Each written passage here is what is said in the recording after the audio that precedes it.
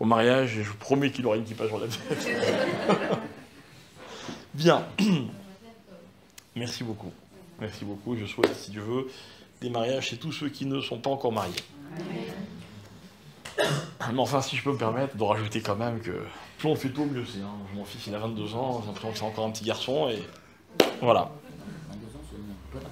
Hein, c'est un bon âge. Enfin, c'est jeune quand même temps, c'est votre fils, ça fait très jeune. Hein. C'est comme ma femme, je crois qu'elle était jeune, bientôt elle va être grand-mère et tout, c'est... Enfin, déjà belle-mère, c'est déjà pas mal. Hein. Bien. Donc on rentre, Bezrat Hachem, donc mardi, évidemment c'était fait exprès, le jour du mariage de notre fils, on rentre dans Rosh Chodesh Adar, donc qui est le mois, comme vous le savez, de la Simcha. Alors la Simcha, c'est un sujet qui nous est tous, qu'on aime tous, quoi. Qui n'aime pas la Simcha? En tout cas, au moins en parler. Ok. Mais la Simcha, contrairement à ce que certains peuvent penser, c'est un sujet qui est extrêmement sérieux. Ok. C'est-à-dire qu'une Simcha, c'est pas quelque chose qui s'improvise. Moi, je vous ai déjà raconté plusieurs fois dans mes cours que quand j'étais beaucoup plus jeune, la fête de Purim était une des fêtes que j'avais le plus de mal à vivre.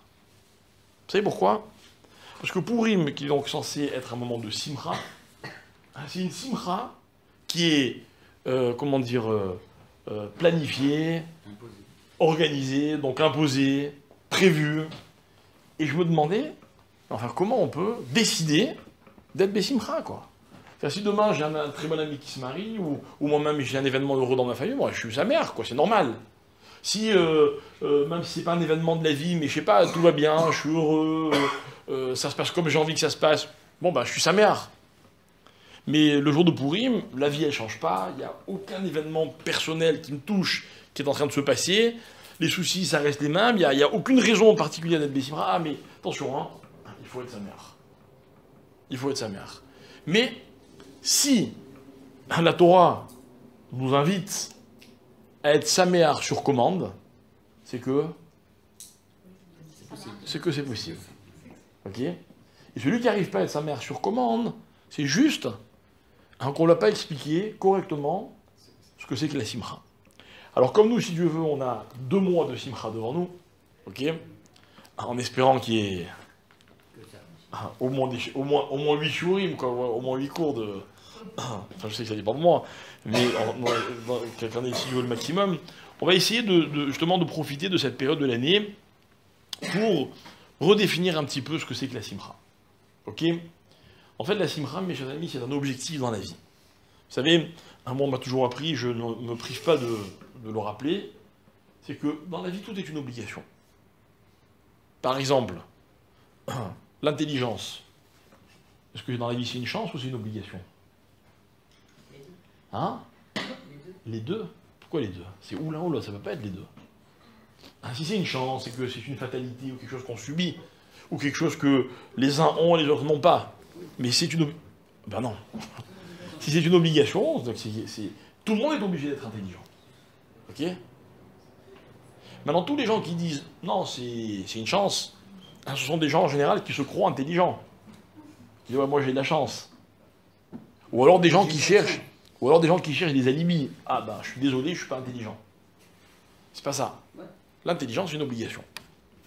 Une obligation. D'ailleurs, je sais pas si vous êtes comme moi, qu'est-ce que j'aime pas la bêtise? Vous aimez la bêtise, vous? Les gens bêtes, ils vous énervent pas? Mais pourquoi ils vous énervent? Les pauvres, c'est pas de leur faute. Si, c'est de leur faute. Ils ont une part. Ils n'ont pas tout fait pour être intelligents. Il n'y a pas de doute que quelqu'un qui fait tout pour être intelligent, un jour, il finit par devenir intelligent. Il n'y a pas de doute. Testez-moi. Testez-moi.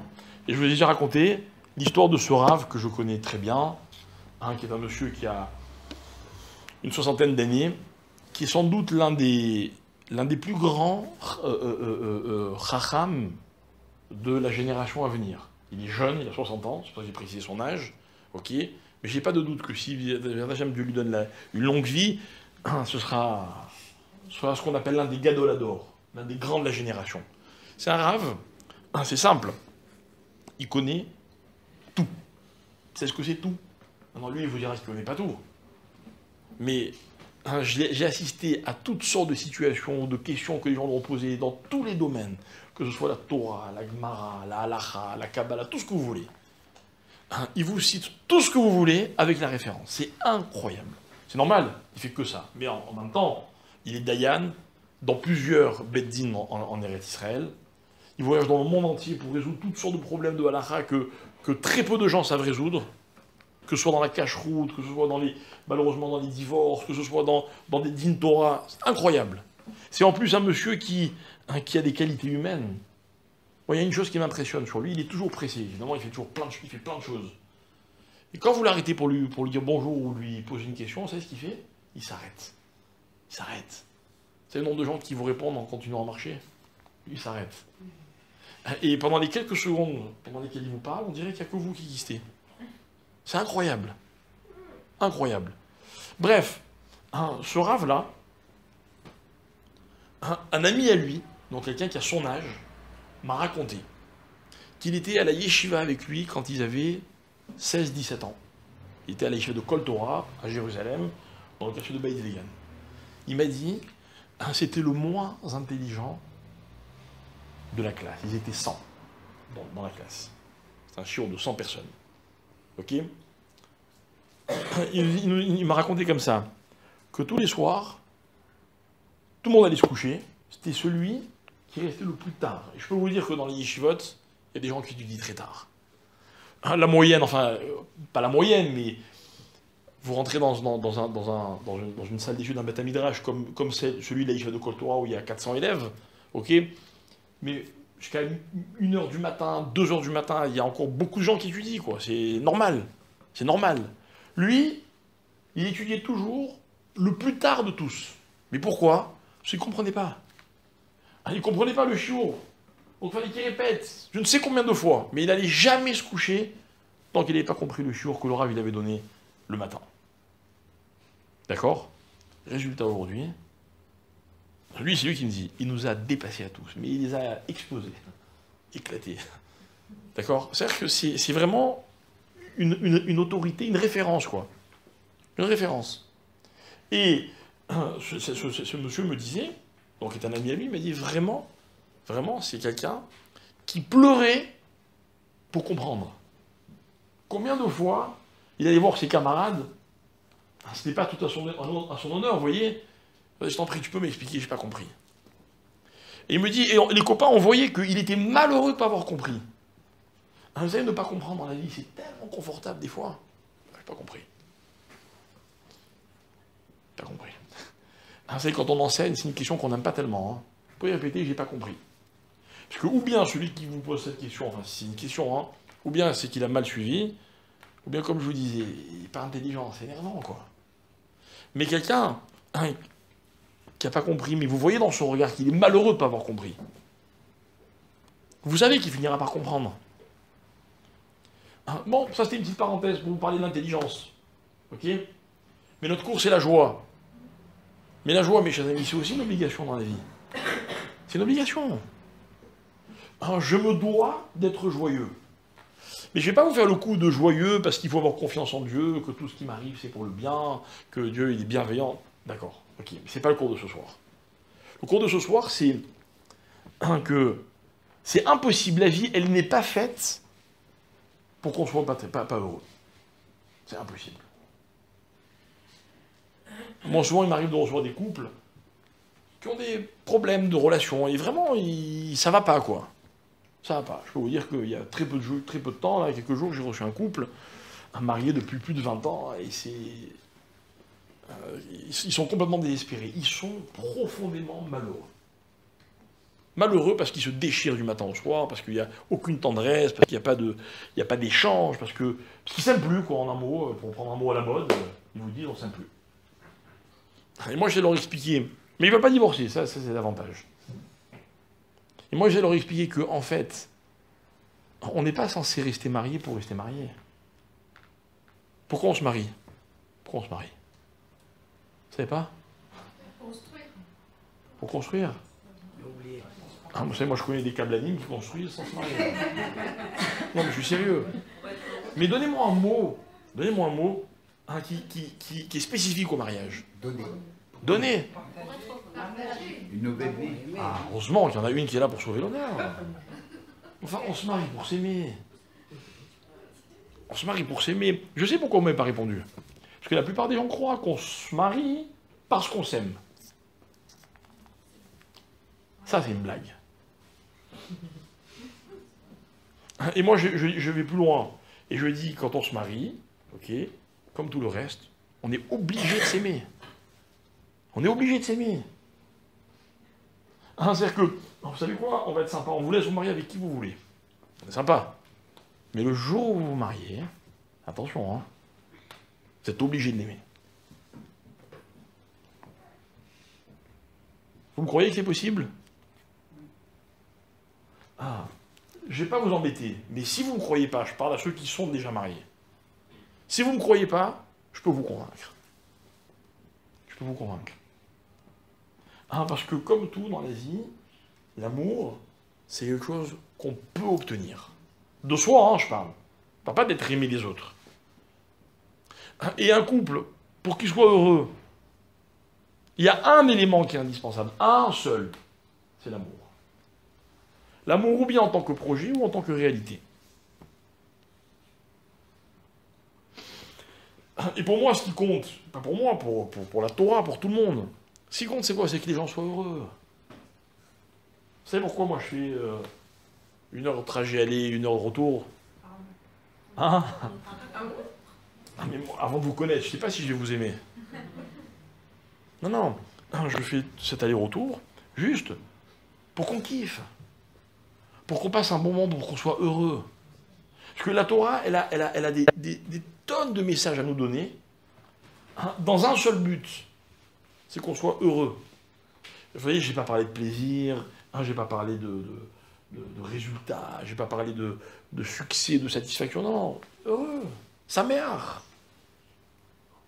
Parce que sa mère, c'est une chose qui est à la fois extrêmement simple et extrêmement compliquée. Mais, attention, pour y parvenir, en hébreu, on va dire, il ne faut pas être mévater. Ça fait mévater? Il ne faut pas passer. Ok, il faut pas... Il n'y a pas de concession. Il n'y a pas de concession. Il n'y a pas de concession. Un couple heureux à 99%, c'est un couple qui est malheureux à 100%. Quelqu'un qui n'est pas heureux à 100% dans sa vie, c'est rien qui est malheureux. Maintenant, heureux, ça ne veut pas dire que j'ai pas de soucis, que tout va exactement comme je veux, que je suis un homme qui a une foi infinie en Dieu. Non, je ne vois pas de ça. La joie dans la vie, c'est quelque chose qui est beaucoup plus, on va dire, simple, mais en même temps qui est compliqué parce qu'il faut y parvenir, quoi. On n'a pas le choix, il faut l'atteindre, cette joie. Alors là, on rentre dans une période à propos de laquelle Agmara elle dit Mishenichnas Adar Marbim Besimcha. C'est-à-dire, c'est pas seulement qu'on va être heureux, c'est que la joie, elle va augmenter. Vous voyez, jour après jour. Jour après jour. Et il y a une marloquette pour savoir, est-ce que quand il y a 2 mois de Hadar, comme cette année, est-ce qu'il y a 60 jours d'évolution, ou est-ce qu'il y a 2 fois 30 jours? Vous voyez? Et que si j'ai atteint mon objectif en 30 jours, après le reste, on continue en roue libre. Non, pas du tout. Chaque jour, il faut aller un peu plus loin. C'est un sacré programme, hein. Alors on va essayer de commencer on va faire une esquisse, d'accord, de savoir comment ça commence. Comment ça commence. Ok. Alors, ce qui est très intéressant, c'est que on va associer 2 notions qui ne sont pas forcément liées, c'est pas les mêmes notions, mais justement les Chachamim vont leur permettre de se rejoindre. On va parler de la joie, simcha, et on va parler de tzrok, le rire. Le rire. Ok? Les gens qui rient ne sont pas forcément joyeux, n'est-ce pas? D'ailleurs, vous remarquerez que les gens qui font rire sont rarement heureux. Les clowns, ils ont toujours un visage triste. Bon, après, c'est évidemment une caricature, mais c'est vrai qu'a priori, c'est pas lié. Sauf que dans notre histoire, il y a un personnage qui s'appelle justement Rire, Yitzhak, et qui va nous enseigner quelque chose d'incroyable. La Gemara dit que le jour où Yitzhak est né, le monde entier a rigolé. Le monde entier était heureux. Heureux. Yitzhak, le jour où il est né, tous les problèmes de la société se sont résolus. La Gemara, elle explique le détail. Mais il y a un passage qui est très intéressant dans la Torah qui dit comme ça. Eli Toldot Yitzhak ben Avram. Voici l'histoire de Yitzhak, fils d'Abraham. Ok, donc, voici la descendance de Yitzhak, fils d'Abraham. Et le passage continue, il dit Abraham, Oli de Yitzhak. Voilà la descendance de Yitzhak. Abraham a enfanté Yitzhak. Il y a un problème. C'est Sarah. Non. T'es pas toute seule, Sarah. C'est elle qui... Non, d'accord, mais là on nous parle de la généalogie, si vous voulez, de père en fils, de la famille, donc d'après la généalogie juive, c'est le père qui donne comment dire, la tribu, etc. Pas la religion, c'est vrai, mais la tribu, etc. Donc là, c'est de ça qu'on parle. Mais on me parle de la descendance de Yitzhak, et on me dit, Abraham, il a donné naissance à Yitzhak. Il fallait dire ça ou avant, de dire voilà la descendance d'Yitzhak, ou alors c'était hors propos. Ok. Et en fait, ce que le passouk veut dire, dit la Gemara dans Avodah Zarah, c'est que, en fait, ce que Avraham a enfanté, c'est le rire.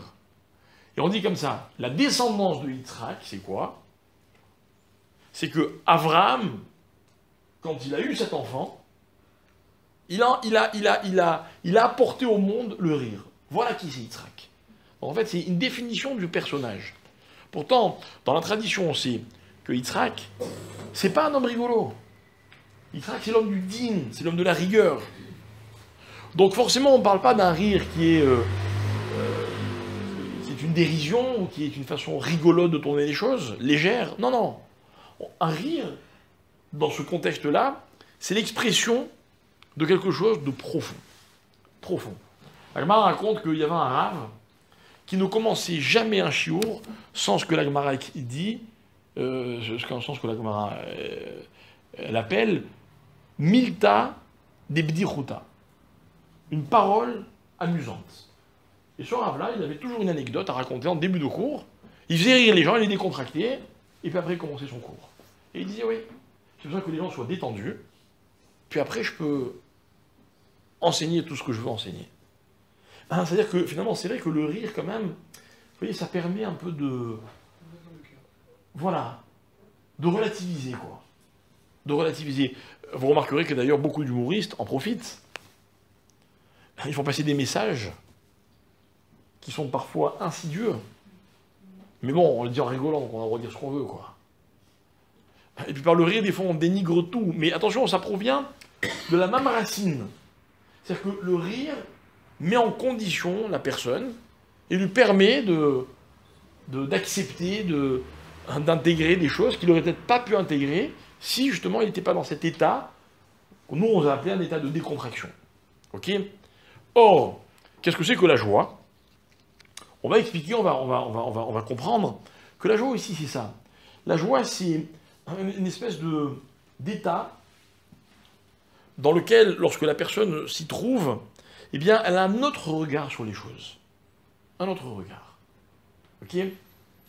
Alors, on va dire comme ça, que il y a marqué dans un texte... Alors, c'est un enseignement qu'on tire justement de ce texte de la Gemara de Avodah Zarah. Dans la Kabbalah, il est écrit que Dieu, tous les matins, tous les jours, tous les jours, il a un programme. Ok? Et d'où je sais, moi, qu'il a un programme? C'est parce qu'il y a un verset qui dit, Mechadesh betuvo bechol yom tamid. D'accord? On le dit dans la prière du matin. Mechadesh betuvo, dans sa bonté, il est Mechadesh, il renouvelle. Ok? Bechol yom tamid maaseh bereshit. Tous les jours, D'accord? Il renouvelle, il reprend Maaseh Bereshit, la création du monde. Cette phrase, elle a fait dire beaucoup de choses. Que, par exemple, la création du monde n'est pas quelque chose de statique. C'est pas que Dieu a créé le monde, puis voilà. Puis depuis, le monde, c'est un état. Non. La création du monde, c'est quelque chose qui se renouvelle en permanence. Vous voyez? Tout ce qui existe est en fait recréé en permanence. Donc, en d'autres termes, tout peut disparaître d'un instant à l'autre. S'il suffirait que Dieu, il arrête de recréer. D'autres vont expliquer un peu différemment en disant que, en fait, le programme d'Hachem au moment de la création du monde, eh ben, il est Mechadesh Bechol Yom Tamid. C'est-à-dire que tous les jours, il renouvelle ce programme-là. Alors nous, on va prendre le texte, on va voir quel était le programme de Dieu lorsqu'il a créé le monde, okay, et on va comprendre que tous les jours, Dieu, il suit le même programme. Alors il ne s'agit pas de recréer le ciel, la terre, la lumière, etc. dans l'ordre, non. Il s'agit du programme, c'est-à-dire que le plan du monde, c'est quoi? Le plan du monde, dit le texte, c'est 4 choses. 4 choses. Alors, je vais vous les citer, et puis après on va les expliquer. C'est premièrement, Torah. Deuxièmement, Din. D'accord? Donc Torah. Din, c'est la rigueur, la justice. Troisièmement, Shefa. Shefa, c'est l'abondance, donc c'est ce que Dieu donne, le chesed. Ok? Et enfin, c'est, je vais vous dire comme c'est marqué, comme ça veut rien dire, mais on va expliquer dans un instant, c'est Mesachek im Léviathan. C'est... Bravo. Mais quelle baleine? C'est son animal préféré. Mais quelle baleine? Hein? La baleine? Non, le Léviathan. Ah, c'est quoi le Léviathan? Attention, parce qu'en hébreu moderne, une baleine, c'est Léviathan. Mais dans la Torah, Léviathan, c'est le fameux poisson qu'on ne sait pas vraiment définir. On ne sait pas si c'est une baleine ou autre chose. Ok? Non, pas celui-là.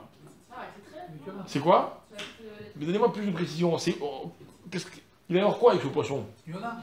Non. On va le manger. Voilà, à la fin des temps, donc Marie dit comme ça, à la fin des temps, il y aura une très grande Séouda. Imaginez absolument, exactement. Soukat Oro chez Léviathan, mais ça c'est encore autre chose. Ok. Mais à la fin des temps, il y aura une très grande Séouda. Imaginez un super kidouche, ok, auquel tout le monde sera invité, et surtout les tzadikim, dit la Gemara, et Dieu il servira ce fameux Léviathan. Dont on a tué sa femme. Hein? Dont on a tué sa femme. D'accord. Bon, qu'est-ce que ça veut dire? Dieu il sert une Séouda. On laisse ça pour une autre fois. C'est l'histoire de la fin des temps. C'est la fin des temps. Mais ce qu'il faut savoir, dit ce texte, c'est qu'à la fin des temps, écoutez bien, voilà ce que dit le Zohar, attention. Le 4e élément du programme de Dieu quotidien, c'est quoi? C'est Mesachek im Léviathan. C'est quoi Mesachek? Voilà. Il joue, c'est quoi? Jouer Dieu. Léviathan. Dieu il s'amuse avec le Léviathan. Vous avez dit son animal préféré. Ça veut dire quoi exactement? On va voir dans un instant. Ok? Revenons d'abord sur les éléments qui précèdent. Alors d'abord Torah. Pourquoi Torah c'est en premier? Parce que nous disent les Chachamim, lorsque Dieu a créé le monde, qu'est-ce qui existait avant le monde? La Torah. Vous savez que la Torah elle a été donnée au peuple juif. Elle a été donnée au peuple juif au moment du mont Sinaï, mais elle a été écrite des années avant la création du monde. Et d'ailleurs, dit le texte, quand Dieu a créé le monde, Istakel Beoraita ou Bara Alma. Il a regardé la Torah, il a créé le monde. La Torah, c'est le plan que Dieu, on va dire, a dessiné avant de créer le monde. D'accord? N'importe quel architecte, il dessine un plan, puis après, il construit. Voilà ce qu'a fait Dieu. D'accord? Donc la Torah, elle est antécédente au monde. Mais encore une fois, c'est un sujet, peut-être une fois on y reviendra. Ok? Deuxième chose, on a dit Din. Din. Vous voyez, Dieu, il faut qu'il décide. Il faut qu'il décide. Un jour, Dieu, il a décidé de créer le monde. C'est une décision qu'il a prise. C'est ce que c'est le Din? C'est quoi le Din? C'est quoi la justice? La justice, c'est une décision. Ok? La justice, ça peut paraître cruel des fois. Cruel. Hein, imaginez une mère, elle a, je sais pas moi, elle a une boulette, et elle a 2 enfants. Qu'est-ce qu'elle fait? Hein? Elle coupe en deux. Donc, il y en a aucun qui mange à sa faim, quoi. Alors, c'est quoi? Elle, on va être sympa. Elle a une boulette, ok, et un beefsteak. Et les 2 enfants, ils veulent la boulette. On a dit non, il y en a un qui prend le beefsteak. Qu'est-ce qu'elle va faire, la mère? Elle va trancher. Il y en a un qui, quoi? Il sera pas content. Moi, quand j'achète des cadeaux de mes enfants, c'est la question que je me pose toujours. Est-ce que je prends les mêmes cadeaux tranquille? Ou est-ce que non? Hein, je prends une petite voiture, une rouge et une verte. Les 2, ils vont vouloir la même, c'est certain. Et moi, je vais devoir trancher, je vais leur apprendre. Il y en a un qui va être névataire, il y en a un autre qui aura peut-être plus mérité. Bon, c'est un casse-tête, quoi, vous voyez. Celui qui prend les 2 les mêmes, bah, finalement, il fait pas de dîne, quoi. Or, dans la vie, le dîne, c'est capital. Rappelez-vous ce que je vous ai dit un jour. L'homme, il passe son temps à prendre des décisions, à faire des choix. Or, choisir, c'est quoi? C'est exclure. Hein, c'est exclure. Hein, possibilité A, possibilité B. Choisis. Donc quoi? Donc j'exclus l'autre possibilité. Vous connaissez l'histoire de cette mère qui offre à son fils, elle veut lui faire un kiff, elle lui offre 2 cravates. Pas une, 2. Alors le fils, il reçoit les cravates, il est content, il va faire plaisir à sa mère. Il va dans sa chambre, il en met une. Il revient dire à sa mère, maman, t'as vu? Et l'autre, elle lui dit quoi, l'autre? Elle est pas belle. On connaît l'histoire. Mais il a bien fallu qu'il décide, le fils. Ça le dîne. Toute la journée, il faut décider. Toute la journée. Moi, ça commence très tôt dans la journée. Hein. Enfin, très tôt. Au début de la journée. Moi, quand mon réveil sonne, vous savez ce que j'ai fait? J'ai programmé mon réveil pour que quand j'appuie sur un bouton, vous connaissez ce système, il ressonne 5 minutes après. Ah, vous connaissez aussi? Et chaque matin, toutes les 5 minutes, je me pose la question, est-ce que je reprends 5 minutes? Ou est-ce qu'il faut vraiment que je me lève? C'est un choix. C'est une décision. Vous ne savez pas que dans ma tête, j'imagine que chez vous c'est pareil. C'est un vrai bed-in, quoi. Il y a des arguments pour ça, des arguments pour ça. Tu vas être fatigué, tu vas être en retard. Ah oui, c'est ça, exactement.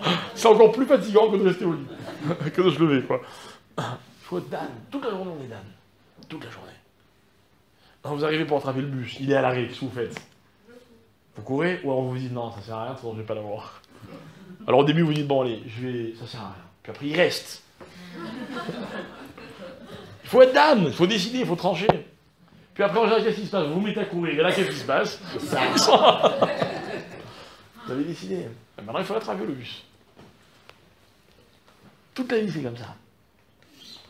Vous vous rappelez ce que je vous disais tout à l'heure? On vous laisse décider avec qui vous vous mariez. Mais le jour où vous avez décidé, il faut aller jusqu'au bout. On peut pas faire... Dans la vie, on peut pas faire marche arrière, quoi. Hein, quelqu'un, il a décidé d'avoir des enfants, puis l'enfant, il est en route. C'est fini. C'est fini. Le problème, c'est que pour aller jusqu'au bout, il y a 2 personnes. Il y en a un qui va jusqu'au bout et l'autre qui ne va pas. Ouais, mais je veux dire, les problèmes, il y en a encore beaucoup plus que ça. Hein. Il y en a plein des problèmes. Il y en a plein des problèmes. Mais d'abord, il faut partir sur une base. La base, c'est le dîn. Le dîn. Moi, je ne sais pas si vous êtes comme moi, mais quand je demande à un rave une question, quelle qu'elle soit, c'est quoi mon problème? C'est que je vais lui poser la question, il va me répondre. Et alors, il faut que j'ai la réponse. Je suis obligé de la mettre en pratique. Obligé. Rave, j'ai le droit de faire ça? Ah. S'il me dit oui, tant mieux. S'il me dit non, tant mieux. Mais maintenant, il faut que j'assume. D'accord? C'est-à-dire que juste après la Torah, qu'est-ce qu'il fait Dieu? Il est Dan. Et tous les matins, Dieu, il décide, toi, combien je vais te donner aujourd'hui? Vous vous rappelez ce que je vous ai dit il y a quelques semaines? Il y a un texte qui dit dans la Kabbalah que tous les matins, Dieu, il vient, il aborde la journée avec une part pour chacun. Une part de Parnassa, qui est censé suffire pour se nourrir pendant 200 ans. 200 ans. Ça, potentiellement, tous les matins, on est multimilliardaire. Milliardaire. Et tous les matins, Dieu, il est Dan. Ah non, aujourd'hui, je ne peux pas lui donner. Je suis sérieux. Alors, voilà comment ça fonctionne. Troisième étape, une fois que Dieu il a pris la décision, alors Shefa, alors Dieu il donne. Il donne. Il me donne tout ce qu'il faut. Mais comprenez bien, c'est une décision de la part de Dieu. Moi, je connais plein de gens qui donnent dans la vie. Je connais des gens très, très gentils. Très gentils. Le problème, c'est qu'ils sont tellement gentils que quand ils donnent, c'est normal. C'est même pas un effort, quoi. Vous savez, les gens qui sont souriants, peut-être qu'ils ne sont pas spécialement sympas, mais ils sont de nature souriante. Ils sourient naturellement. C'est pas un effort. C'est-à-dire que c'est pas qu'il y a din et shefa. Vous comprenez? C'est pas qu'il y a une décision, il y a un jugement, on se pose la question, puis on arrive à une conclusion, et puis après on donne, parce qu'on a décidé de donner. Mais c'est pas ça la générosité. La générosité, mes chers amis, vous voulez prouver les fois où vous n'aviez pas envie de donner. Vous avez fait un effort, vous avez décidé, vous avez donné. Là, vous avez été généreux. N'est-ce pas? C'est-à-dire que si vous avez un ami, il est super sympa, mais c'est pas un effort pour lui. Vous avez la preuve qu'il vous aime vraiment? Non. Vaut mieux quand même avoir des amis sympas. Mais c'est pas une preuve. Alors Hachem, on me dit din et shefa. C'est très intéressant comme idée. Et enfin, la quatrième chose que Dieu fait, il est Messarek. Ok? Messarek. C'est quoi Messarek? Écoutez bien ce que disent les Rachamim, ils disent comme ça. En fait, Dieu, à la fin de la journée, que fait Dieu? Il se détend. Si je peux dire, excusez-moi d'employer des termes que je consacre à Hachem, mais qui sont finalement des termes qui sont plus humains que divins. Il se détend, il est Messarek. Pourquoi il est Messarek? Dites-moi franchement, vous préférez quel moment de la journée? Le début, le milieu ou la fin? La fin? Ouais. C'est intéressant. Ici, on est en train de se rendre compte qu'il y a l'étendu, vous voyez, il est stressé, quoi, et puis il est décontracté, quoi, fin de la journée. Non? Fin de la journée, on est quand même beaucoup plus décontracté qu'au début de la journée. Évidemment qu'on ne voudrait pas avoir une vie que de fin de journée, je suis d'accord. C'est vrai, la vie, elle serait pas intéressante. Mais je sais pas, moi je trouve les gens beaucoup plus souriants en fin de journée qu'en début de journée, quoi. Regardez dans les voitures autour de vous. La tête que font les gens le matin. Alors c'est vrai, ils ont peut-être mal dormi, ils se sont réveillés précipitamment, j'en sais rien. Mais une journée, ça peut comporter tellement de choses que bon, on est toujours un peu tendu, quoi. Alors qu'en fin de journée, c'est bon, tout est derrière nous. En fin de journée, disait Rachamim, écoutez bien, chaque chose, elle est arrivée à la place à laquelle elle devait arriver. Et ça, dans la vie, c'est un kiff. Alors, finalement, c'est quoi le plaisir dans la vie? Qu'est-ce qui est plaisant? Ce qui est plaisant, c'est quand les choses, elles arrivent là où elles doivent arriver. Il y en a qui arrivent à 9h, d'autres à 9h15, d'autres à 10h25, mais finalement, chacun, il arrive à sa place, là où il devait arriver. Comme ça connaît, mais bon. Et c'est ça qui est kiffant.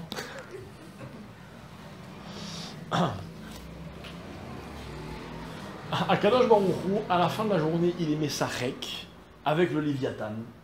Le Léviathan, c'est quoi? C'est une espèce de Séouda, comme je vous ai expliqué tout à l'heure, mais qui porte un nom spécial. C'est quoi le Léviathan? Ça va pas vous plaire. C'est le même mot en hébreu que Lévaya. Vous savez ce que c'est Lévaya? C'est quoi Lévaya? Pas du tout. Alors, écoutez bien. Vous n'avez pas tort, parce que dans le jargon, enfin dans le langage usuel, on appelle Lévaya un enterrement. Mais à l'origine, Lévaya, c'est pas un terme qui a été inventé pour l'enterrement. Lévaya, ça veut dire accompagner, les lavotes. Lévayot. D'où vient le mot dans la Torah? Bravo, Lévi. Lorsque Léa a eu son troisième garçon, elle l'a appelé Lévi. Pourquoi? Elle a dit Yelaveni Ishi. Maintenant, mon mari, on a 3 garçons, il va m'accompagner. Il n'y a plus de quitter. Et en fait, explique les Chachamim, le mot Lévaya, c'est un mot qui désigne en fait une espèce de cohésion, vous voyez, d'attachement. Par exemple, il y a marqué comme ça que Abraham Avinu, il y a marqué comme ça, Vaïta Échelle. Abraham Avinu, il a planté Échelle. Échelle, c'est un bosquet, c'est des arbres. Ok? Mais quelle était la grande mitzvah qu'aimait accomplir Avraham Avinu? C'était quoi? Ah, il devrait avoir des invités, Avraham. Rappelez-vous, le jour où devant sa tente, alors qu'il est convalescent, il attend les invités. Et de Avraham, on apprend comment on doit recevoir ses invités. Et on doit faire échelle. Parce qu'il a planté échelle. Et échelle, c'est quoi? C'est Achila, Shtia et Levaya. C'est un invité, il faut lui donner à boire, lui donner à manger, et quand il s'en va, il faut le raccompagner. Vous savez qu'il y a une halakha, en parenthèse, en passant, je vous l'apprends. Okay. Par exemple, vous avez des invités qui viennent manger chez vous, vous revenez avec eux de la synagogue. D'accord? On arrive à la porte, qui passe le premier? Hein? Et non. Et non. Quand on arrive à la maison, l'invité doit rentrer en premier. Et puis après, vous rentrez derrière votre invité, comme si c'était l'invité qui vous recevait, il est chez lui. Et quand il s'en va, l'invité, qu'est-ce qu'on fait? On sort d'abord. Et après, lui, s'il veut, il nous suit. Non, mais je sais, c'est une halakha.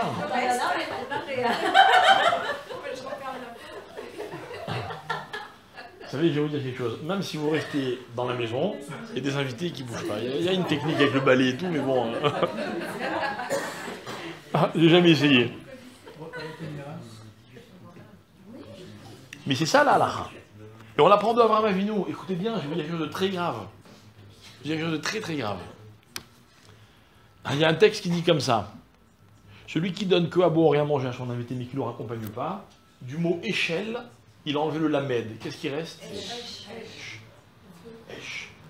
Le feu. J'ai un ami, il habite à Jérusalem. À la base, il est marseillais.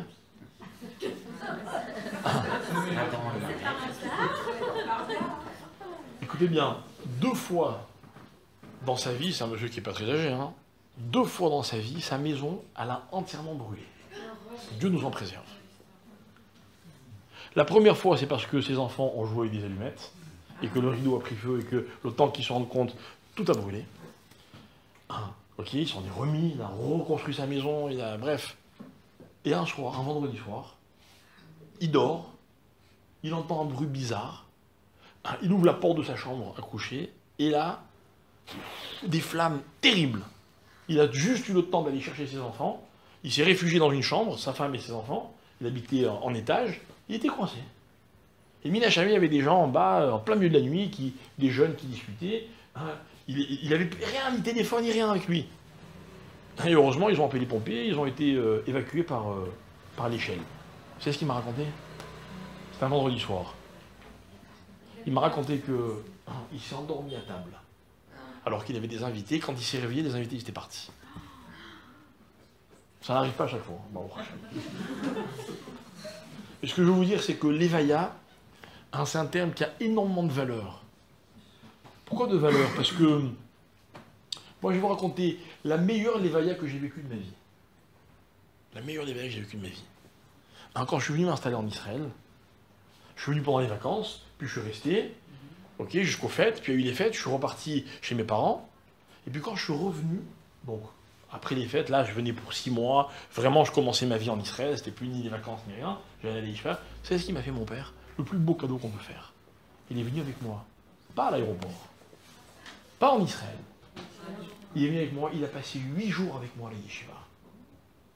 8 jours, jamais j'oublierai de ma vie. C'était pour bien me dire, voilà mon fils, voilà le chemin. Je t'accompagne. Il m'a accompagné. Et les Chaim, ils disent, la lévaïa, c'est une chose qu'on n'est pas obligé de faire. Je vous reçois chez moi, je suis sympa déjà. Je donne à boire, à manger, je vous accompagne jusqu'à la porte. Imaginez, je vous dis, attends, bouge pas, je vais venir avec toi jusqu'à chez toi, je t'accompagne. Je vous prouve quoi quand je fais ça? Je vous prouve qu'en fait, quand vous êtes venu chez moi, et vous avez passé un moment avec moi, en fait, j'aurais voulu que ce moment, il se termine jamais. Vous voyez? C'est-à-dire que bien souvent, ce qui compte, c'est pas le moment qu'on vit, c'est ce qu'il y a juste derrière. Comment ça se termine? Rappelez-vous, il y a une fête qui s'appelle Shemini Atzeret. Vous savez, c'est la fête qui suit le mois de Elul, puis après Rosh Hashanah, puis après Kippour, puis après Sukkot qui dure 7 jours, et puis Dieu il a rajouté un dernier jour de fête, Simchat Torah. Et la Gemara dit, parce que Dieu il a dit au peuple juif, hein, j'ai pas envie qu'on se sépare. Venons, on reste encore un jour ensemble. On n'était pas obligé de le faire, celui-là. Pas obligé.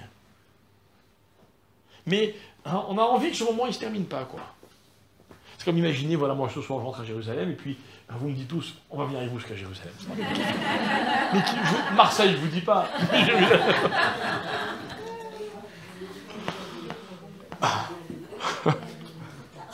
Ok. Alors, regardez le programme d'Hachem. Regardez le programme d'Hachem. Premièrement, les obligations. Torah, c'est le matin. Ah. On n'a pas ouvert les yeux qu'il faut dire Modéani, et Netilat Yadayim, et la prière, et le ceci, et le cela. Din, on décide. Bon, qu'est-ce que je fais aujourd'hui? C'est quoi mon programme? J'ai 20 choses à faire, je pourrais en faire que 10. Qu'est-ce que je fais? Din, choisis. Je décide. Ça, je peux pas faire, ça, je vais faire. On est encore dans les obligations. Et puis après, il y a Shefa. C'est quoi Shefa? C'est quand un homme, il s'investit dans ce qu'il a décidé de faire. Que ce soit du chesed, que ce soit le travail, que ce soit l'étude, peu importe. Il s'investit dans ce qu'il fait. Ok? Et puis à la fin de la journée, voilà comment Dieu fonctionne. À la fin de la journée, hein, qu'est-ce qu'il fait l'homme? Je vais vous raconter quelque chose. Tout à l'heure, je vous disais que dans les yeshivot, il y a beaucoup de jeunes qui étudient tard le soir. Tard le soir. Moi, c'était mon kiff quand j'étais à la yeshiva. Je pense que je peux dire que j'étudiais le meilleur moment de la journée dans mon étude, hein, c'était entre 11h du soir et 1h du matin. J'adorais ce moment-là. Vous savez pourquoi? Parce que rien m'obligeait à le faire. Parce que toute la journée, j'avais un programme. Et un jour, quelqu'un m'a dit une phrase très forte. Il m'a dit, oui, mais vous, quand vous étudiez la Torah, c'est comme quand moi, je vais au bureau ou à l'usine. C'est ton travail. Ton travail. C'est ce que j'ai lui répondu. Je lui ai dit, oui, mais moi, hein, quand j'ai fini ma journée, c'est ce que je fais, je rajoute encore 1 heure. Pour bien montrer que c'est pas parce que je suis obligé de le faire. Quand je reçois un invité, je lui ai donné à manger, il a bu. On a kiffé, ça y est. Non, non. Ce que je suis pas obligé de faire, ça va être la preuve de tout le reste. Et ça, comment ça s'appelle? Quel est le verbe pour conjuguer ce que je suis en train de vous expliquer? Hein? Messarek. Dieu, hein, il s'amuse, c'est-à-dire que là, il tire une vraie jouissance, un vrai plaisir. Tout le reste, c'est des obligations. Mais maintenant, on est dans le plaisir. Maintenant, on est dans le plaisir. Ok? Ça veut dire qu'en fait, le plaisir dans la vie, la joie dans la vie, le messarek, dans le sens noble du terme, c'est quand une personne, elle termine sa journée, elle a fait ce qu'elle devait faire. Et elle se prouve à elle-même que tout ça, c'était par plaisir. Elle aurait pu s'arrêter là, mais elle continue. C'est ce qu'on appelle, mes chers amis, quand chaque chose, elle est arrivée à sa place. Une bonne journée, c'est quand la journée, elle termine, comme j'avais envie qu'elle se termine alors que j'étais en train de la commencer. N'est-ce pas? Ça vous est déjà arrivé? Une journée qui s'est passée exactement comme vous vouliez. Vous attendiez une réponse, elle est arrivée. Vous attendiez un virement, il est arrivé. Vous vouliez apprendre, vous avez appris. Magnifique. Mais des fois, j'ai des choses très simples. Vous êtes allé au supermarché, vous vouliez acheter des tomates et des concombres, et il y avait des tomates et des concombres. Non mais c'est vrai, quoi, c'est pas évident. Vous savez combien de fois dans les supermarchés, on ne trouve pas ce qu'on veut? C'est magnifique. Vous prenez la voiture pour aller quelque part, comme je vous le dis toujours. Et vous savez quoi? Vous y arrivez. C'est pas normal. C'est pas une évidence. C'est pas une évidence. C'est pas une évidence. Mais quand on l'atteint, ok, c'est ça, Metzachek. Ça veut dire comme ça, que lorsque Abraham et Sarah se sont mariés, c'était un couple, c'était un modèle, ce couple. Ok. Et jusqu'à l'âge de 99 ans, on est angoissé pour Abraham. Mais ils vont l'avoir, cet enfant, ils ne vont pas l'avoir. Et quand il est né, Yitzhak, qu'est-ce qui s'est passé? Tout le monde était heureux. C'est-à-dire qu'on était enfin arrivé là où on voulait arriver. C'est-à-dire que l'entreprise, elle avait porté ses fruits. Tiens, d'ailleurs, à propos de l'entreprise qui porte ses fruits, regardez ce que dit l'Agmara. Il y a un texte magnifique dans l'Agmara qui dit comme ça. S'il y a des gens qui veulent devenir riches ici, non, en restant honnête, évidemment. L'Agmara dit comme ça, écoutez bien, Betsa, traité de Betsa, page 15, l'Agmara elle dit, Amar Rabbi Yochanan, Arotse Sheit Kaimu Nechasal. celui qui veut, écoutez bien, parce que c'est la définition de la richesse d'après la Gemara, celui qui veut que ses biens durent. Dur. C'est-à-dire que j'ai de l'argent, je veux que ça dure, quoi. J'achète une maison, je veux en profiter. Je travaille, je m'investis, je veux que ça porte ses fruits, je veux que ce soit pas juste. Vous savez, les gens, ils ouvrent, ils ferment, ils ouvrent, ils ferment, ils changent de métier, à chaque fois que vous les voyez, alors, qu'est-ce que tu fais en ce moment? Non. Dans la vie, le bonheur de la vie, c'est quand les choses, elles durent. Elles durent. Vous savez, des amis, vous ne les voyez pas pendant 10 ans, puis quand vous les revoyez au bout de 10 ans, quoi, c'est stable. Toujours avec la même femme, ouais. T'as lui toujours là, ouais. Tu fais toujours le même métier, ouais. C'est magnifique. Toujours religieux, ouais.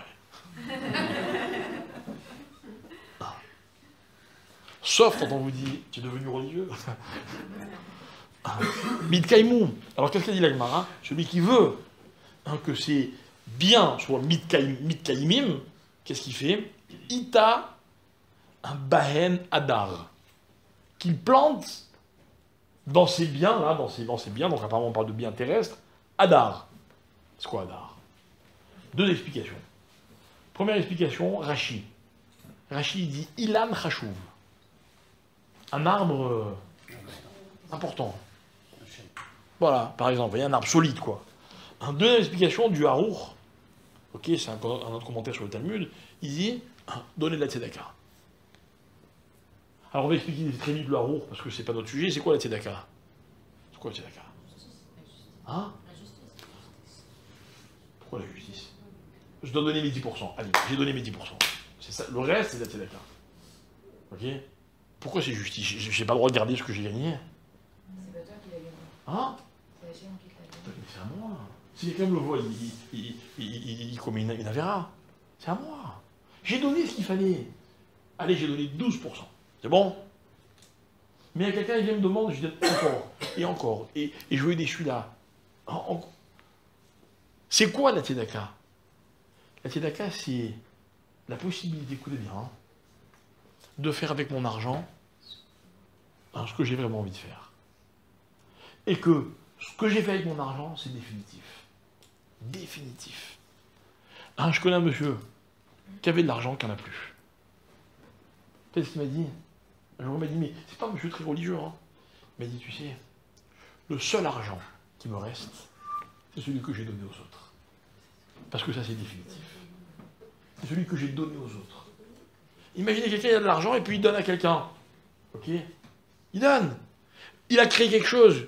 Une espèce de relation, de contact, de fusion. C'est définitif. C'est définitif. Je donne de l'argent pour nourrir un pauvre, pour construire une synagogue, dedans il se passe des choses, des mitzvot. C'est définitif. C'est pas que le bâtiment y reste.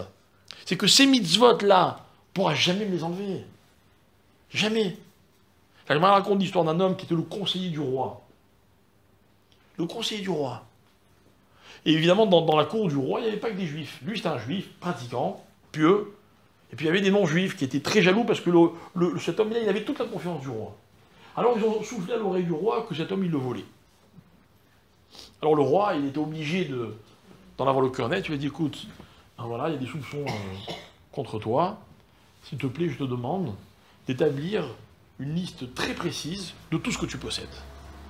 Et cet homme, il dit au roi, il dit, pas de problème, laissez-moi quelques jours, dans quelques jours, je viens avec la liste. Au bout de quelques jours, il vient avec une liste dérisoire. Il y avait très peu de choses. Il y avait des sommes d'argent. Et le roi, il dit, mais dis-moi, je te manque de moi, ils ont raison, tu m'as volé. Tu es un voleur. Mais même moi, les salaires officiels, ils sont beaucoup plus élevés que ça. Qu'est-ce que tu racontes? Alors, qu'est-ce qu'il lui répond, le rave, ce monsieur? Il lui dit, non. Ce que je vous ai écrit, c'est pas ce que j'ai gardé. C'est ce que je vais donner aux autres. Parce que si vous écoutez ceux qui veulent mon mal, vous pouvez m'enlever tout ce que je possède. Mais ça, même vous ne pouvez pas me l'enlever. Ça m'appartient vraiment. Ça, c'est le harour. Mais l'explication de Rashi, c'est pas celle-là. C'est de construire un arbre. De planter un arbre. Pourquoi de planter un arbre? Pourquoi un arbre solide? Parce qu'un arbre, explique les Khamim, explique Rashi, un arbre, c'est quelque chose que vous plantez, Ok. Pourquoi on plante un arbre? Pour que l'arbre il pousse. N'est-ce pas? Et puis quand l'arbre il a poussé, qu'est-ce qui se passe? Il n'y a pas marqué que c'est un arbre fruitier. Il y a marqué un arbre crachouve. Hein? Ouais, mais après un jour, l'arbre il peut déraciner et puis il n'y a plus d'ombre. Mais l'arbre, qu'est-ce qu'il fait? Hein? Il produit ce qui permet de recréer ce qu'il est. Voilà ce que c'est un arbre. Un arbre, il possède en lui, alors soit à travers des racines, soit à travers des fruits, mais pas forcément des fruits comestibles, des graines, il produit ce qui permet de reproduire ce qu'il a été. C'est ça, Yid Kaïmoun et Chassav. C'est ça. C'est-à-dire que quelqu'un qui gagne de l'argent, ok, en fait, qu'est-ce qu'il voudrait? C'est quoi le rêve de celui qui gagne de l'argent? Vous savez ce que c'est le rêve de celui qui gagne de l'argent? C'est de jamais arrêter d'en gagner. Peu importe ce qu'on gagne. Dans la vie, ce qui compte, c'est pas de gagner beaucoup, c'est de gagner tout le temps. Tout le temps. La continuité dans les choses. Moi, je connais des gens qui ont gagné beaucoup d'argent, puis un jour, ça s'est arrêté. Ils ont beaucoup d'argent, mais ils sont très angoissés. Sincèrement. Je vais raconter une histoire qui m'est arrivée. Un jour, je suis allé voir un monsieur qui a, Dieu bénisse pour lui, beaucoup d'argent. On s'assoit, il me raconte. J'ai acheté telle voiture, j'ai payé des sommes astronomiques. J'étais venu pour lui demander un don. Bien mal m'en a pris. Vous savez ce qu'il me dit? Il me dit non. Une fois qu'il m'a raconté qu'il a acheté une villa à, je ne sais plus, je crois, 12 millions de dollars. Dieu bénisse pour lui, il n'y a pas de problème. Une voiture, une voiture de luxe, évidemment très voyante, tout ce que vous voulez, et qu'il a payé, je crois, encore une fois, si je ne me trompe pas, 2 millions de shekels. D'accord? Il a de l'argent, un petit peu, quoi. Il me dit, ah non, je ne peux pas faire de don en ce moment. Moi, gentiment, je dis, mais pourquoi? Enfin, genre, qu'est-ce qui t'arrive? Il me dit, non, tu comprends, je gagne plus d'argent. J'ai gagné, maintenant je gagne plus d'argent. C'est imparable. J'avais rien à dire. Je suis reparti comme je suis venu. Il n'y a pas de problème. Je comprends, elle est logique son explication. Je comprends. Mais ça, c'est l'antithèse de Yid Kaïmoun et Chassav. Que les choses sont dures, vous voyez. Parce qu'il va acheter des voitures, des bateaux, des avions, je ne sais pas ce qu'il va acheter. Et un jour quoi? Le pauvre, il gagne plus d'argent. Alors qu'il y a des gens qui gagnent quelques milliers de shekels par mois, mais ça ne s'arrête pas. C'est quoi Yid Kaïmoun et Chassav? C'est ça. Dans la vie, ce qui compte, c'est pas d'avoir eu des enfants. Demandez à tous les parents du monde. C'est que les enfants, ils durent. C'est que les enfants, ils continuent à vivre et qu'eux-mêmes, ils aient des enfants et ainsi de suite. C'est ça Yid Kaïmoun et Chassav. Qu'est-ce qu'elle veut nous donner la Gemara comme leçon? Quoi? Un cours d'économie? Elle veut nous définir ce que c'est la richesse? Non. La Gemara veut nous expliquer qu'est-ce qui dans la vie provoque la simcha. C'est quoi une simcha? De quoi vient la simcha, mes chers amis? Vous êtes heureux, vous? Je suis sûr que vous vous posez la question de temps en temps. Arrêtez de vous la poser. C'est pas bon comme question. C'est pas bon. J'ai trop peur de la réponse, vous voyez ce que je veux dire? Mais par contre, je vais vous expliquer, vous allez vous poser une question, si vous avez la réponse, alors vous saurez si vous êtes heureux. Est-ce que, dans ce que vous faites, il y a une continuité? Moi, je vous ai toujours dit une chose, que j'ai appris un jour d'un grand homme, surtout un homme très sage. Quelle est la différence entre une mitzvah et une avera? C'est quoi la différence? La avera, c'est sur le moment. La avera, c'est sur le moment. C'est-à-dire? On kiffe le moment. Et après? Et après, il n'y a pas de suite dans une avera. Il n'y a pas de suite. À la limite, il y a une autre avera. Mais il n'y a pas de suite. L'exemple que je donne toujours. Première mitzvah de la Torah, d'avoir des enfants. L'une des pires avérotes de la Torah, c'est quoi? C'est l'adultère, c'est le même acte. Qu'est-ce qu'on veut? C'est quoi la différence? La différence, c'est que l'adultère, c'est quoi? C'est un plaisir qui est enfermé dans un moment présent. Et après, après c'est tout, quoi. Après, si on veut, il y a encore un autre plaisir. Puis encore un autre. Puis ils peuvent s'enchaîner à l'infini. Mais il n'y en a aucun qui donne quelque chose qui va durer. Ou en tout cas, même si ça dure, c'est sûr qu'à un moment, ça va s'arrêter. Ça va se terminer. Alors que la première mise à la Torah qui concerne des enfants, c'est quoi? C'est enclencher un processus qui peut ne jamais s'arrêter. Vous avez compris? Jamais ça s'arrête. C'est quoi l'éveilla? L'éveilla, c'est le petit moment qui suit ce qui était essentiel. Mais ce petit moment, il est révélateur. J'ai pas envie que ça s'arrête. Mon plaisir, c'est que ça continue. J'ai dit ça, j'ai tout dit.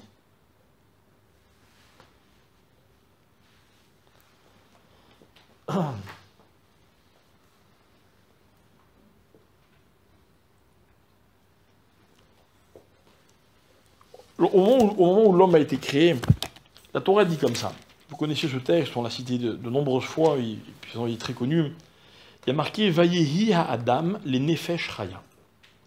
Donc Dieu insuffle l'âme à l'intérieur de l'homme, etc. Et puis « Vayehi ha-Adam les nefesh chaya ». Et l'homme est devenu une âme vivante. Vivante. Ok. Qu'est-ce qui a été créé à l'instant où je vous parle? Hein? Adam. Adam ou la vie? Non. Mais non. Adam, je veux bien, pourquoi? Parce qu'avant lui, il n'y avait pas de Adam.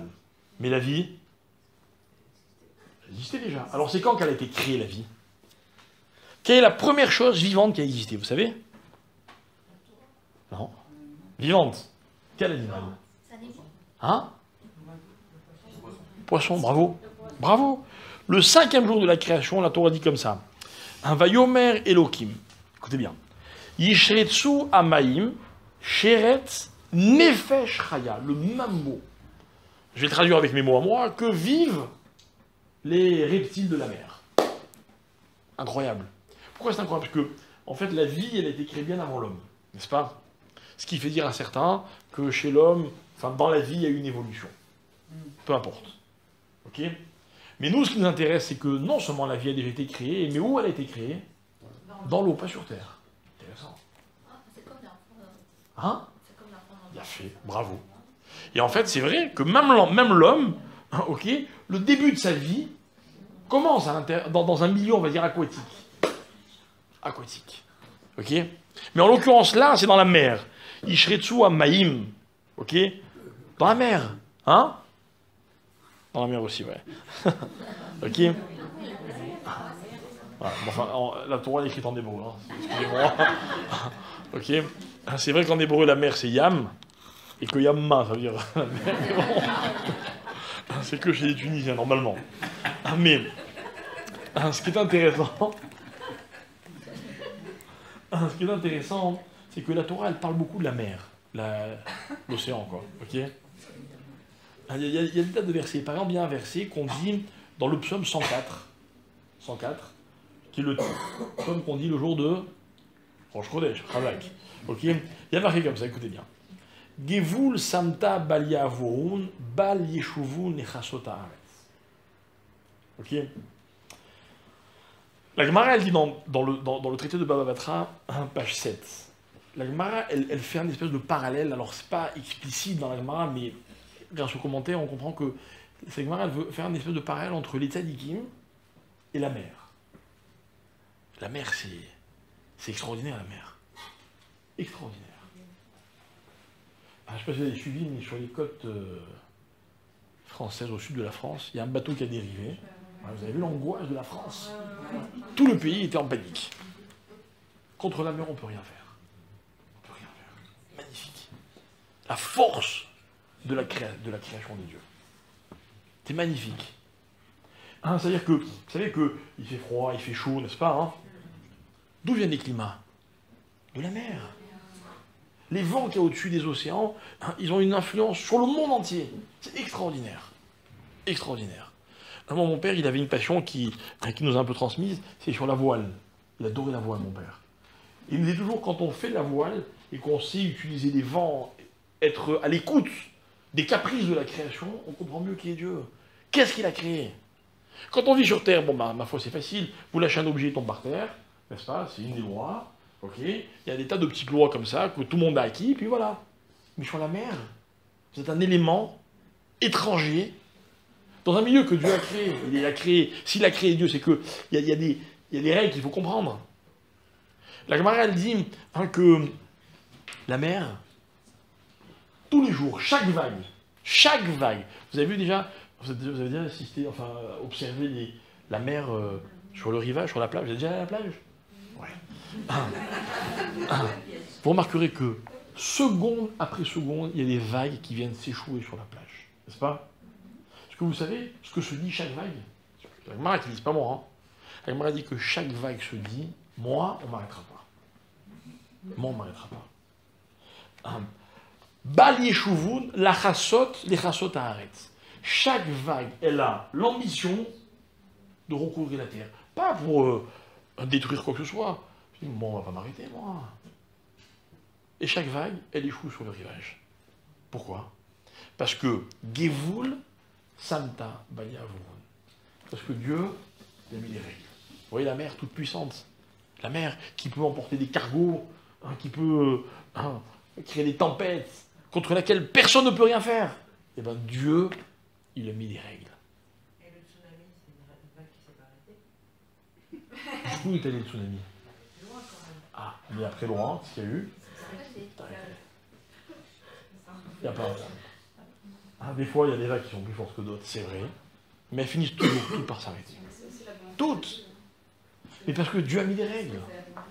Dieu a mis des règles. C'est un tremblement de terre. Non, mais peu importe. Peu importe. Le tsunami, avec tous les ravages qu'il peut faire, le même tsunami, d'accord, qui serait arrivé sur une zone désertique. Hein, il y a des déserts qui terminent dans la mer. Il n'aurait pas fait de dégâts, mais il se serait arrêté. Celui-là, malheureusement, il a fait des dégâts. Mais Gevul Samta, parce que je me il a mis Gvul, il a mis une frontière, une limite. Une limite. De là, on apprend que quoi? On apprend qu'en fait, l'élément dans lequel la vie a été créée est un élément d'une puissance absolument inimaginable. Et même lui, cet élément, lorsque Dieu l'a créé, il a mis des frontières. Il a mis des frontières. Et en fait, je voudrais maintenant essayer de faire une synthèse de tout ce qu'on a dit. Ok? On a expliqué pendant notre cours que la joie, c'était quelque chose qui était provoqué par le fait que, vous voyez, on a des objectifs et puis on les atteint, c'est tout. C'est tout. Il suffit de pas plus pour être joyeux. On n'a pas besoin de plus. Pas besoin de plus.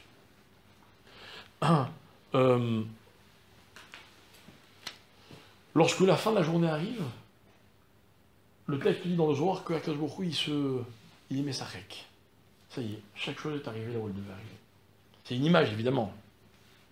Mais c'est une image de laquelle il faut qu'on s'inspire. Il faut qu'on se serve des aboutissements de la vie pour apprendre à se réjouir. Mais attention, attention. La vie elle-même n'a de sens que parce qu'il y a des limites. La vie prend naissance dans l'eau. L'eau est cet élément le plus puissant de la création, et même l'eau, Dieu lui a donné des règles. Gevul Santa, Bayavur. Il y a des frontières que les océans ne pourront jamais dépasser. Jamais, c'est impossible. C'est impossible. Et en fait, notre première réflexion sur la joie, et si Dieu veut, bien évidemment, il y en aura d'autres les semaines suivantes, notre première réflexion, c'est la suivante. C'est que être joyeux, c'est avoir des règles. Parce que les règles, elles permettent à toutes les choses, à toutes les expériences de la vie, d'avoir on va dire des contextes. Vous voyez? Je vous disais tout à l'heure, une avéra, c'est une chose qu'on fait n'importe comment, n'importe où, n'importe quand. Une mitzvah, c'est une chose qu'on fait à un moment ou dans des circonstances précises. Gevul, cool, des limites. Et quand dans la vie on s'est fixé des limites et qu'on est capable de les respecter, ok, alors la vie elle est comme un arbre, vous voyez, elle produit ce qui lui permet de continuer à exister. Et dans la vie, c'est ce qui rend heureux un homme. Je vous accorde que la vraie angoisse, et la seule qu'il peut y avoir dans la vie, c'est quand on a des fois l'impression que tout risque de s'arrêter. Mais tant qu'on a le sentiment que tout peut continuer, il n'y a aucune raison de ne pas être heureux. Et vous verrez, on continuera à l'expliquer, que la joie, elle ne vient pas de ce que les choses se passent exactement comme j'ai envie qu'elles se passent. Rappelez-vous l'exemple très fort que j'avais donné un jour. Un jour, j'avais demandé, quand quelqu'un est malade, quelle doit être sa prière? Quelle doit être la prière du malade? On avait fait un sondage. ceux qui n'étaient pas là, vous pouvez me dire que doit être la prière du malade? Hein, toi, par exemple, tu n'étais pas là. Qu'est-ce que tu dois demander de malade à Dieu? Ils disent merci, les élèves. Merci de quoi? D'être malade? Ouais. Pourquoi? Ceux qui sont en bonne santé voudraient être malades?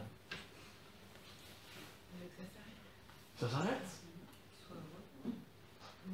Alors, non, enfin, ceux qui ne se méfiaient pas, parce que là, je vois que vous êtes très, très méfiants, ok? Alors, ceux qui ne se méfiaient pas me disaient, bah, il faut qu'ils demandent à Dieu de guérir, n'est-ce pas? Et là, j'avais dit, mais vous imaginez si quelqu'un tombe malade, et qu'il guérit, et que la vie continue, on prend son cours. Alors moi, j'ai une question, et pourquoi il est tombé malade? En d'autres termes, à quoi ça sert la maladie? C'est terrible, parce qu'il y a des gens qui sont malades des mois et des mois et des mois. Et ils ont l'impression d'avoir perdu des mois et des mois et des mois. Et moi, ce que je leur souhaite à ces malades, c'est quoi? Au-delà de la guérison, c'est que la maladie, comme vous l'avez dit, elle ait un sens. Parce que dans la vie, il faut que tout ait un sens. Il faut que chaque chose, elle soit un processus qui mène vers un objectif. Et quand l'objectif il est atteint, alors on est heureux. Alors vous avez des gens qui sont des éternels insatisfaits parce qu'ils se fixent des objectifs qu'ils n'arrivent pas à atteindre. Mais au début du cours, je vous ai dit que l'intelligence était une obligation. Il ne faut pas être bête. Il faut arrêter de se mettre des objectifs qu'on ne peut pas atteindre. Il faut arrêter de se l'imaginer comme ceci ou comme cela, vous voyez. De se dire qu'on sera heureux que quand on aura atteint ou gagné tant. Mais c'est impossible, en tout cas pas tout de suite, quoi. Et que finalement on est dans l'attente du bonheur. Moi je connais des gens qui potentiellement sont très heureux. Juste, c'est pas encore arrivé, mais ça va venir. Hein. Puis ça peut prendre 6 mois, 1 an, 5 ans, 10 ans, 20 ans. Ils attendent. Je les plains, quoi. Je les plains. Puis il y a des gens qui se mettent des objectifs. Je dis pas que dans la vie il ne faut pas être ambitieux. Mais dans la vie, il faut être capable de faire ce qui nous rend heureux. Vous voyez? Ce qui nous rend heureux. Le plus bel exemple que la Guémara donne, c'est celui qui cuisine le vendredi pour pouvoir manger Shabbat. Vous voyez, c'est pas très compliqué, quoi. Mais la Guémara dit, celui qui s'est fatigué vendredi, bah, il aura de quoi manger Shabbat. C'est bien l'objectif. J'ai dit que il va y avoir un moment où je ne pourrai plus cuisiner parce que j'ai plus le droit de cuire. Donc qu'est-ce que je fais? Je prépare, et puis j'atteins mon objectif. Puis quand arrive Shabbat, ben, je suis heureux. J'ai plus rien à faire. Tout est là. Que demander de plus? Hein, qu'est-ce qu'il fait Dieu? Toute la journée il travaille, puis le soir, qu'est-ce qu'il fait? Il se détend. Alors qu'est-ce qu'il fait quand il se détend? J'imagine qu'il fait comme en yeshivot. Il a fini d'étudier ce qu'il devait étudier, qu'est-ce qu'il fait? Il continue d'étudier un petit peu. Vous voyez? Hein, il est mélavé ce qu'il a fait toute la journée. Hein, vous avez des gens qui aiment ce qu'ils font. Vous avez des gens d'ailleurs, ils aiment trop leur travail par exemple. Ça n'arrête jamais. Il vaut mieux ça ou le contraire? Il vaut mieux ça que le contraire. Il faut savoir aussi se mettre des règles par contre, comme dit le texte de la Gemara. Gevum Santa Badiavon. Hein, mais finalement, ce que je voulais vous expliquer, c'est d'abord que la joie dans la vie, vous voyez, j'ai parlé de la joie la plus simple et la plus facile. C'est des petites choses. C'est tout simplement une logique dans la vie. Je fais ça, ça me mène à ça, ben, je suis content. Mais là, vous parlez de choses qui sont entre nos mains. Hein. Une Ouais. femme qui, par exemple, qui fixe l'objectif d'avoir des enfants pour être heureuse, et Hachem ne lui accorde pas ça. C'est pas entre ses mains à elle, et pourtant, c'est pas un objectif. C'est exactement comme celui qui se fixe comme l'objectif de devenir milliardaire du jour au lendemain. C'est pas dans ses mains. Mais il y a des gens à qui ça arrive. Ça rien attendu. Donc on peut comprendre que cette femme-là ne soit pas joyeuse si Hachem ne... Ou alors qu'il faudrait qu'elle change d'objectif. Je ne dis pas qu'elle doit oublier celui-là, mais il y a d'autres choses qui peuvent la rendre heureuse dans la vie. Évidemment, si elle focalise que sur ce qu'elle n'obtient pas, elle ne sera pas heureuse. Mais moi, quel est mon appel? C'est d'être capable, qu'on soit capable de se focaliser sur les objectifs qu'on a réussi à atteindre, ou qu'on peut réussir à atteindre. Je ne dis pas qu'on doit se suffire de ça, mais on a déjà des raisons d'être heureux. C'est ça que je veux dire. En d'autres termes, il n'existe personne qui n'a pas de raison de se réjouir. Je suis désolé. On a tous des raisons de ne pas être heureux. Ok? Mais je ne vais pas vous casser la tête avec mes histoires, hein. J'en avais assez avec les vôtres. Mais pourtant, je vous promets que si je vous racontais mes histoires, vous direz le pauvre. Qu'est-ce que vous croyez?